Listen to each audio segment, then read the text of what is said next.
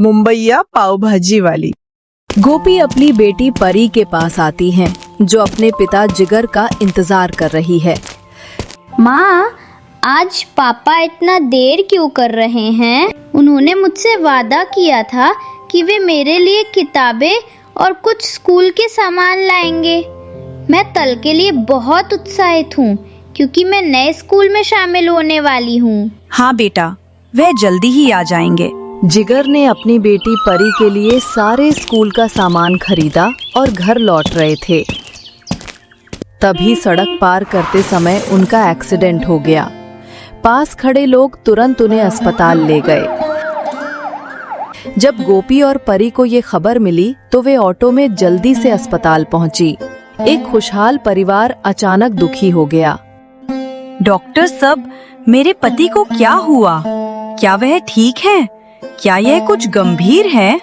चिंता मत करें और ध्यान से सुनिए।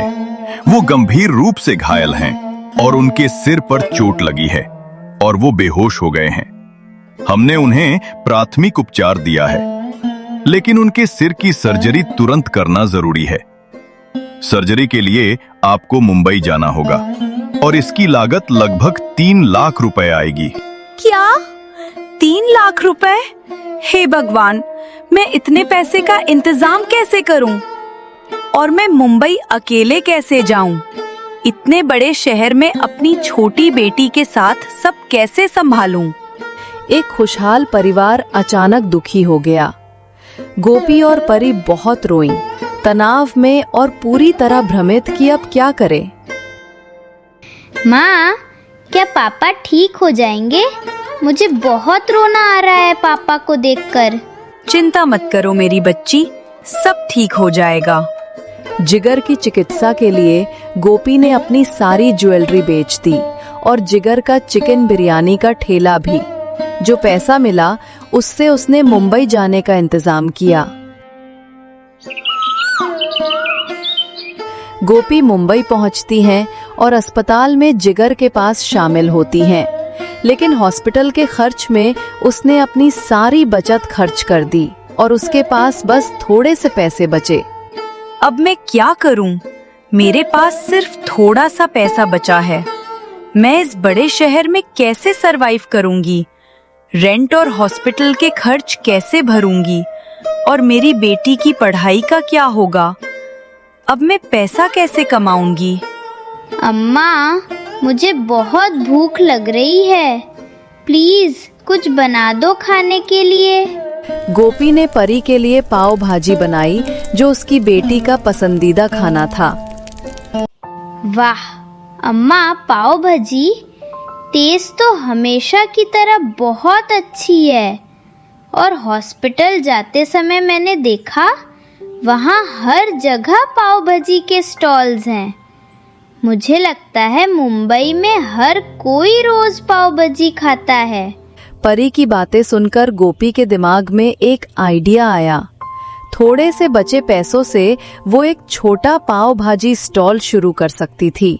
ये बहुत बड़ा नहीं था, लेकिन इसे चलाकर वो बड़े शहर में सरवाइव कर सकती थी और जिगर के हॉस्पिटल के खर्चे भी निकाल सकती थी। अगले दिन गोपी ने हॉस्पिटल के पास एक व्यस्त सड़क के छोटे से कोने में जगह किराए पर ली और अपना स्टॉल लगा दिया। पहले कुछ घंटे धीरे धीरे बीते, लेकिन उसके पाव भाजी का स्वाद और उसकी गर्मजोशी भरी मुस्कान जल्दी ही ग्राहकों को आकर्षित करने लगी। परी उसके बगल में खड़ी थी, प्लेटें देती हुई। एक दोपहर पास के पाव भाजी स्टॉल का एक आदमी गुस्से में उसके पास आया। उसका चेहरा लाल हो गया था। अरे, तुम यहाँ अपना स्टॉल क्यों लगा रही हो? तुम्हारे स्टॉल से मेरे कस्टमर्स डिस्टर्ब हो रहे हैं। यहाँ से हट जाओ। गोपी चौंका लेकिन शांत, समझाने की कोशिश करती है। भैया, मैं बस थोड़ी देर के लिए यहाँ स्टॉल लगाई हूँ। मैं अपना खाना बेच रही हूँ और जो कस्टमर्स मेरे पास आते हैं वह आपका बिजनेस छोटा नहीं कर रहे। हम दोनों काम कर सकते हैं। काम? तुम्हारा स्टॉल यहाँ सिर्फ दिक्कत बना रहा है। तुम्हें तुरंत हटना होगा। अम्मा, अब क्या होगा? गोपी ने गहरी सांस ली और उसके दिमाग में विचार दौड़ने लगे। मुंबई में जीवित बचना करना सिर्फ मेहनत करने के बारे में नहीं था, ये अपनी जमीन पर खड़े रहने का मामला भी था। उसे पता था कि अगर वो चली गई तो उसके पास थोड़ी भी बची कमाई चली जाएगी और जिगर के हॉस्पिटल खर्चे मैनेज करना मुश्किल हो जाएगा। लेकिन वो झगड़ा भी नहीं चाहती थी। उसे ऐसा रास्ता ढूंढना था जिससे उसका बिजनेस चलता रहे, बिना किसी झगड़े के और बिना हार माने। भैया, मैं यहाँ से नहीं जाऊंगी। मैं अपनी मेहनत से कमाई कर रही हूँ, जैसे आप अपनी कर रहे हैं। अगर हम थोड़ा स्पेस एडजस्ट कर लें तो हम दोनों का बिजनेस चल सकता है। आप भी जीतेंगे और मैं भी। आदमी ने एक पल के लिए तीखी नजर डाली, फिर कुछ फुसफुसाया और आखिरकार पीछे हट गया। हालांकि थोड़ी अनिश्चितता थी, पर स्थिति अभी के लिए शांत हो गई थी। गोपी को पता था कि मुंबई हर मोड़ पर उसे चुनौती देगा, लेकिन वो ये भी जानती थी कि उसके पास साहस, दृढ़ता और परी साथ में है। धीरे धीरे लोग उसके स्टॉल की तरफ ध्यान देने लगे, सिर्फ उसके खाने के लिए ही नहीं, बल्कि गोपी के दोस्ताना व्यवहार और परी की खुशमिजाज मौजूदगी के लिए भी। वाओ, ये पाव भाजी तो अमेजिंग है। और ये अम्मा बेटी टीम काफी क्यूट है। मजा आया यहाँ खाने का। पास का स्टॉल वाला बेचैन हो गया जब उसने देखा कि लोग गोपी के स्टॉल को पसंद कर रहे हैं, लेकिन गोपी झगड़ा नहीं करती। वो सिर्फ मेहनत करने पर ध्यान देती हैं, लड़ाई पर नहीं। इसी बीच अस्पताल में जिगर की हालत धीरे धीरे सुधर रही थी। स्टॉल से आय होने के कारण गोपी उसकी दवाइयाँ, सर्जरी और हॉस्पिटल का खर्च बिना और पैसे उधार लिए चुका सकती थी। एक सुबह जब सूरज मुंबई पर चमक रहा था, गोपी अपने बिजी स्टॉल की तरफ देखकर मुस्कुराई। परी ने उसके हाथ को खींचा। अम्मा देखना, आज हमारे स्टॉल के लिए और भी लोग आए हैं। हाँ बेटा, थोड़ी मेहनत और हिम्मत से हम सब संभाल लेंगे। बस हमारा प्यार और हौसला साथ है। धीरे धीरे एक खुशहाल परिवार फिर से दुख से बाहर आ रहा था। गोपी ने ये सीखा कि साहस, क्रिएटिविटी और डिटर्मिनेशन सबसे मुश्किल चुनौतियों को भी अवसर में बदल सकते हैं। जो पाव भाजी स्टॉल केवल सरवाइव करने के लिए शुरू हुआ था, वो अब आशा, शक्ति और माँ बेटी के अटूट बंधन का प्रतीक बन गया था। अम्मा, ये पाव भाजी कितनी टेस्टी है। मसाला परफेक्ट है और पाव बिल्कुल सॉफ्ट। शुक्रिया सर, थोड़ा एक्स्ट्रा बटर चाहिए आपको? हाँ प्लीज, आपका बटर वाला टच तो बेस्ट है। मुझे बताओ, ये स्पेशल टॉपिंग क्या है? ये टेस्ट मुझे कहीं और नहीं मिला। ये सीक्रेट मसाला और थोड़ा प्यार है बेटा। हर प्लेट के साथ थोड़ी खुशी भी मिलती है।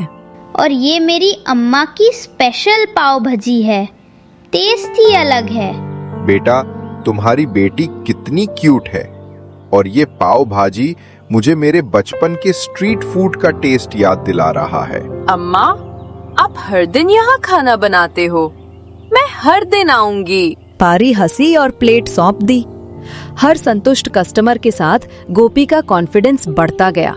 लोग सिर्फ पाव भाजी नहीं खरीद रहे थे, वे इसके बारे में अपने दोस्तों को बता रहे थे, फोटोज शेयर कर रहे थे और सोशल मीडिया पर उसकी स्टॉल की तारीफ कर रहे थे। उसके छोटे स्टॉल को अड़ोस पड़ोस में फेमस बना दिया।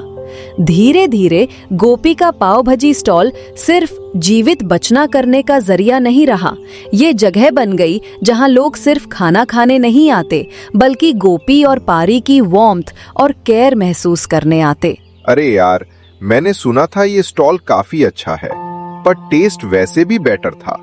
बटर और मसाला परफेक्ट है। हाँ, और अम्मा बेटी टीम के साथ खाना और भी मजा आता है। इतना प्यार और डेडिकेशन टेस्ट में भी आ जाता है। धीरे धीरे गोपी का पाव भाजी स्टॉल सिर्फ जीवित बचना करने का जरिया नहीं रहा, ये जगह बन गई जहां लोग सिर्फ खाना खाने नहीं आते, बल्कि गोपी और पारी की वार्मथ और केयर महसूस करने आते। गोपी और पारी ने अपने बिजनेस के बारे में जिगर को बताया, जो अभी भी हॉस्पिटल बेड पर थे।